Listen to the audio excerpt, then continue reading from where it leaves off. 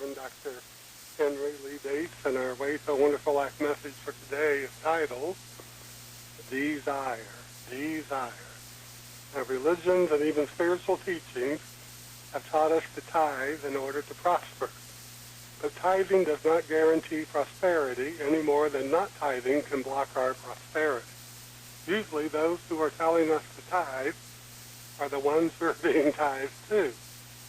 Giving to our church or spiritual teacher is our responsibility, no different than anything else we pay for. If we want electricity, we pay the electric bill. If we want spiritual guidance or inspiration, then we must give something, or at some point, the church or spiritual teacher will not be there for us. And our belief that we don't have the money only holds us back, not the church or the spiritual teacher. We always have something to give, and this is the truth that begins to free us from financial struggle as we understand our prosperity is not a thing of condition. Dr. Holmes tells us, and this is the truth, nor is it a thing of law over which we have no control. He says our prosperity is dependent on one thing, and that is our belief, and as we believe that we are prosperous, our thoughts and words will be aligned with this belief. If our belief in prosperity is wavering, then our thoughts and words will be aligned accordingly to our wavering. Excuse me. Now, the truth of spiritual prosperity is that we must stay consistently and constantly in the spirit of prosperity. In other words, we must use our mind and double think. We must think prosperity at the same time as we balance our checkbook and pay our bills. We must double think that we never have less, no matter how much we may be paying now. We must double think and realize that our belief in our prosperity attracts to us prosperity, not the things that we do or the conditions in which we live and work. Our prosperity is not dependent on persons, places, or things. Now, that's a very hard thing for people to think about. Our prosperity is not dependent on persons, places, or things. But most of us are so attached to our job or so attached to whatever source of income we have, our Social Security check or inheritance or whatever, that we have created in our mind that that is the source, that is always going to be a limited source, no matter what, no matter who you are, whether you're an heir to the Hilton fortune or an heir to the Rockefeller fortune, you're always going to have a limitation. So we must double think and realize that our belief in our prosperity attracts to us prosperity, not the things that we do or the conditions in which we live and work. Our prosperity is not dependent on persons, places, or things. It is dependent on belief. And this belief must be centered in the principle, it is done unto you as you believe. It is done unto you as you believe. In order to firmly believe, we must make it a habit to be conscious of what we are believing. And in order to be conscious of what we are believing, we must be conscious of the words we use and the thoughts that we think. Our thoughts and words will reveal to us clearly if we are believing in prosperity or if we are believing in limitation and lack. Now, our words and our thoughts also determine our feelings, and our feelings are the most important factor in all of this. It's done unto us as we believe, but we could almost say it's done unto you as you feel. Do you feel prosperous? Do you feel grateful? Do you feel that you have? Or do you feel somehow desperate for money, or feeling that nothing ever is going to come to you of any great quantity, or whatever it may be in your mind? We must align ourselves with the thought that we live in an abundant universe. We live in a universe that's guided and directed by an intelligence that is unlimited in the ways in which we can draw into our life experience a greater prosperity. But that prosperity is going to come from within us, from within our ideas and thoughts and beliefs and desires for the greater good. Let's look at these words from the great Eric Butterworth, who was a great unity minister and author. He wrote many, many books. He says, a true desire is not to have, but to be. A true desire is not to have, but to be. We are whole creatures in potential, and the true purpose of desire is to unfold that wholeness, to become what we can be. As Ghost says, desire is our presentiment of our inner abilities and the forerunner of our ultimate accomplishments. Our ultimate accomplishments. Now, I always appreciate the clarity of Dr. Eric Butterworth's writing, and I want to repeat this statement. A true desire is not to have, but to be. And in this, we will find our way to a prosperous life. Most of us have experienced times in our lives when we felt the sting of financial lack. But I believe that if we separate our true desires from our wishful thinking, we can find our way to receive the desires of our heart. So we have to move from that desire to have to that desire to be. Remember that master teaching of the mastermind Jesus. He said, he who has little will lose even the little that he has. He means in our mind if we think we don't have anything. But he who has much will have even greater still. Will have even greater still. And he's talking about our consciousness, our attitude of mind, our feelings about what it is that we're experiencing in life. So every good desire that comes to our mind and heart comes with a necessary change within our consciousness. So as we know in our study of metaphysics, God can only do for us what God can do through us unless and until we become within whatever it is that our desire demands of us. It will continue to be an unfulfilled desire. If I desire to have loving companionship, then I must be a loving companion within. I must have the mental equivalent of it. In other words, I must understand and become my role in my demonstration, in the fulfillment of my desire. Does this mean I make things happen? No. What this means is I become the thing that I desire to be. And in so doing, I let the things happen that are necessary for my desire to be fulfilled.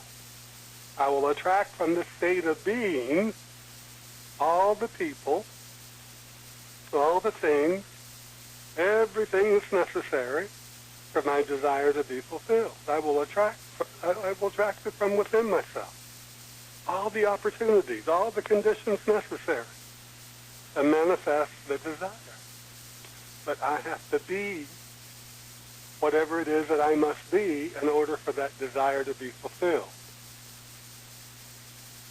Now, in her book, How to Let God Help You, by Miss Myrtle Fillmore, she was a co-founder of the Unity Movement with her husband. Your prosperity comes through you instead of to you, she tells us. Your prosperity comes through you instead of to you. And if it seems not to come, that is because you have thrown up a barrier that prevents its unfoldment through your consciousness. You have thrown up a barrier that prevents its unfoldment through your consciousness. Now, the book is titled How to Let God Help You by Myrtle Fillmore. And this quote is from page 154 for anybody that wants to look it up in their book. Your prosperity comes through you instead of to you. And if it seems not to come, that is because you have thrown up a barrier that prevents its unfoldment through your consciousness. So as we look at these words of Myrtle Fillmore, we find that the barriers to our good are within our own consciousness, never outside of us. We know that we already have a prosperity consciousness, and the seeming barriers are the thoughts, the ideas, and beliefs that we hold about a thing, and the feelings that we have about those things that we are experiencing. And these barriers enter our mind from our judging by appearances. Remember, the mastermind Jesus said, do not judge by appearances. Don't judge by what you see, feel, see, hear, taste, or touch. You're only seeing a part of things. You're not seeing the great unseen. So don't judge by appearances. And this is the reason we find ourselves in situations of financial lack and loneliness, unhealthy and unemployed. Our mind is so fixated on the appearance that we forget to identify with our desire and our need to be, rather than letting the appearance dictate who we are. We always have more than we see, always more than the appearance gives evidence to. Remember, faith is the evidence of things not seen. But that faith is an inner function of our consciousness. Not something we can see, hear, feel, taste, or touch. Faith is evidence, though unseen, and not easily measured. It is the evidence of things unseen. We always have more than we see, always more than the appearance may give evidence to, even if we find ourselves in the midst of the appearance of being broke.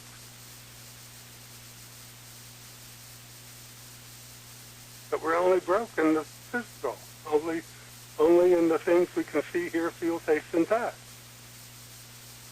Think about it. If our mind is filled with our desire to be prosperous, we will not let the appearance tell us who we are or what we have. A prosperous consciousness contains the desire to be fulfilled. The desire to be fulfilled. And as we identify with this desire, we are not identifying with being broke or having lack or financial struggle. So the barrier to our prosperity begins to be eliminated. It becomes lessened in our mind. Remember, Walt Disney declared bankruptcy several times before he moved into success and prosperity. But for many of us, we would have let the first bankruptcy stop us from moving forward to fulfill the desires of our heart. But he didn't do that. He didn't let the bankruptcy stop him.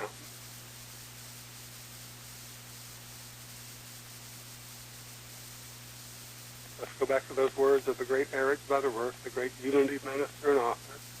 That a true desire is not to have, but to be.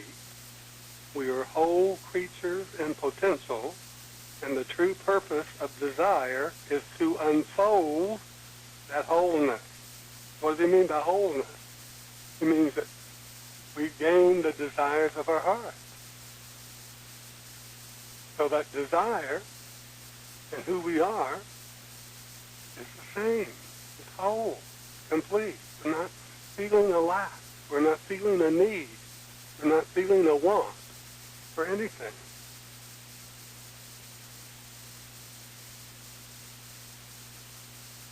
True desire is not to have, but to be. We are whole creatures in potential, and the true purpose of desire is to unfold that wholeness to become what we can be. And he quotes Guest by saying, desire is our presentiment of our inner abilities and the forerunner of our ultimate accomplishment. In other words, desire is what is driving us to get out of bed in the morning and to realize that once again we have an opportunity to do more, to be more, to have more, to enjoy more, and to build within our own consciousness a foundation of faith that is so strong that nothing can stop us from feeling that joy of life and expecting our good desires to be made manifest. Let's go back to Myrtle Fillmore. Your prosperity comes through you instead of to you. Remember, you hear people say this all the time. You hear a lot of Christian ministers say it. What God is going to do for you, God must do through you. So your prosperity comes through you instead of to you, and if it seems not to come, that is because you have thrown up a barrier that prevents its unfoldment excuse me, through your consciousness. Got something in my throat. But we can't trick the universe. I've known people that have done that. I've known people that tithe to their church thinking that the tithe itself was going to bring them all kinds of wonderful things and all kinds of demonstration of prosperity.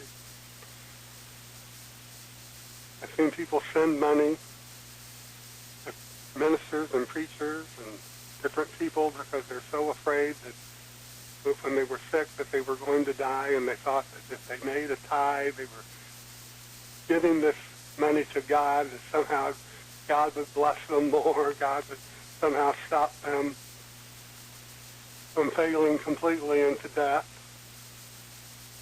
But we can't trick the universe. We can't trick the universe any more than we can trick our mind. You have to learn to double think. You have to understand that we are a living being that is a double thread of spirit and physical. There's a spirit life within us, within our consciousness, our soul. Consciousness and soul are synonymous. That maintains our physical and maintains every experience, everything that we do, based on what we have created in our consciousness as far as our desire, our faith, our beliefs in what life should be for us and who and what we are to life. What is our place in the universe? How do we feel? Do we feel important, or do we feel pressed upon? What are we feeling? We can't buy our way out of not building our consciousness, because that little sneaky thought, that feeling of having less, sneak up on us. As the Mastermind Jesus said, he who has little will have even less, and maybe even the little will be taken away. But he who has much will have that even greater still. Even greater still. I remember sitting one time with my father and another farmer. My father was a farmer in Missouri. I remember my father raised 12 children on a farm in Missouri without any public assistance whatsoever, without any help from anyone outside of the family. And I remember the man said to him, I wish I could buy you for what you're worth and sell you for what you think you're worth. But the man thought, in his own clever way, that he was putting my father down. And even at the early age, I think I was 12 or 13 at the time, I understood what he was saying. But he didn't understand that to my father had great wealth. He had 12 healthy children. He was doing the work that he desired to do. He loved the work that he did. He would never consider being anything other than a farmer. So in his mind, he knew who he was. And he wasn't out to impress anyone. And if the young man that made that statement was impressed, it was from his own feelings of inadequacy, his own feelings of inferiority, and not feeling like he was much himself, because he was struggling to hang on to his farm, and a few years after that he lost his farm. So let's get back to desire. Nothing is more powerful in our mind than desire, for our desires are from God, infinite intelligence. Find a person who is living in financial struggle, and you will find a person who is lacking in desire, or at the least, excuse me, lacking in identifying with their prosperous desire. As we know that desire is of the Father, D is of, sire is father, of the Father, excuse me, and the Father is the intelligence, the power, and the Spirit that reigns supreme throughout the universe and moves through our mind, our heart, and our soul based on our faith. So we know that there is power in our desires. Our desire to be prosperous is more powerful than any situation we may find ourselves in. So what is it that we desire? And I am not asking you to think about the things that are just wishful thinking in your mind, but what are your true desires? What do we desire to be? What do we desire to be? And are we cultivating these desires to the point that we are a part of them? Or are we still thinking that someday I will be rich, or someday I will be happy, or someday I will be healthier, or someday I will have the right relationship, or someday I will have a sense of accomplishment? And I know this is a trite statement, but someday is not a day on the calendar. In other words, if we are not identifying with our desires in a real way today, that is, in the now, they are not our true desires, and we might as well forget them.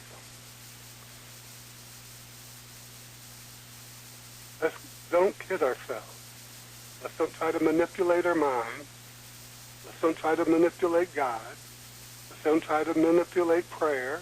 Let's don't try to manipulate spiritual affirmations. Let's be real with ourselves and say, how much energy, how much time, how much focus am I willing to give this thing that I desire? And if I'm not willing to give it, the degree of energy, the degree of time, the degree of focus necessary for its accomplishment, then I'm not going to have it. And learn to adjust your mind, adjust your life to not having it. And learn to be happy with what you have. Learn to be happy with what you have. Let's look at these words of wisdom from some of the great minds of metaphysical and spiritual teaching. The first is from Dr. Ernest Holmes, the author of The Science of Mind and Spirit, and the founder of a spiritual movement that's still thriving across the globe. He said, your prosperity is not a thing of condition. Your prosperity is not a thing of law over which you have no control. Your prosperity depends upon the grandeur of your thoughts and nothing else. Your word is the cause of all that is, but few people realize that. In other words, if we're sitting in meditation or we're sitting in prayer or we're letting ourselves go into the closet, remember Jesus said, go into the closet, shut out all the world, shut out all the noise, and what you ask for in secret, your Father will reward you with openly. If we're going into the closet of our mind, he means go into our mind, in the stillness of our mind, be still and know that I am God. We need to know that I am. Nobody can say I am for you.